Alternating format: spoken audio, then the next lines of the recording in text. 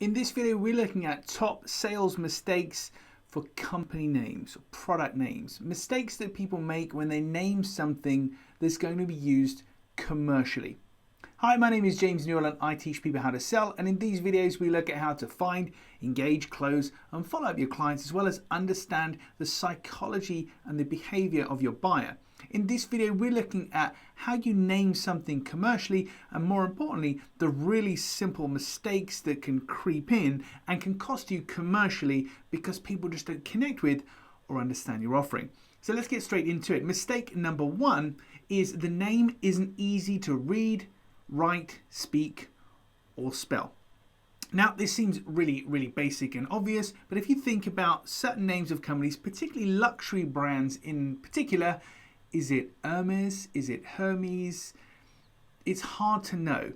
If somebody flinches when they come to speak or write or spell the name of your company, it is an issue. So having a company name that's easy to read, write, speak and spell, doesn't use complicated or difficult to spell words like fuchsia and words like that, where it take you a couple of goes to spell that correctly and you'd always think, not quite sure.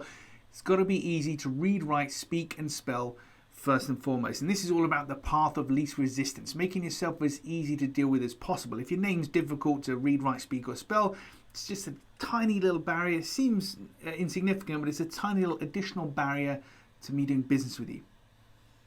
The second one is the name explanatory or engaging? The name of your offering, your product, your service has to either brutally explain to me what you actually offer or at least allude to it. So my business is called Clear Sales Message and I've got products such as monthly sales training, selling confidence. I've got a book called Scared to Sell, etc.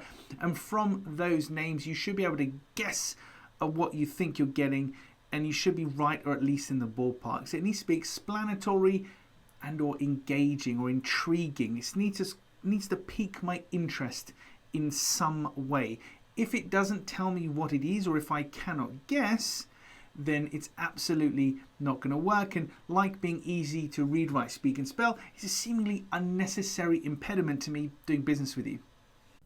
And finally, does it need an explanation? Now sometimes you can be too clever for your own good and you can have a name that you've put an awful lot of thought and effort and time into, but if it needs an explanation, again, it's a potential issue because you may never get the opportunity to explain it to me, or I just might not care.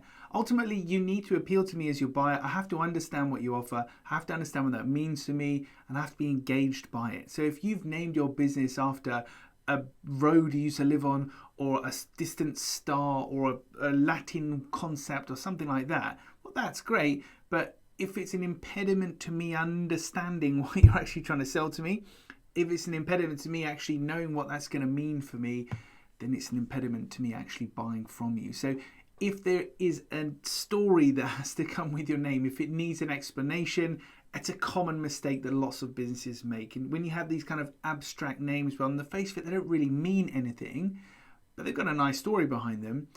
In the brutal world of commerciality, and my personal maxim, is if they don't understand it, they can't buy it.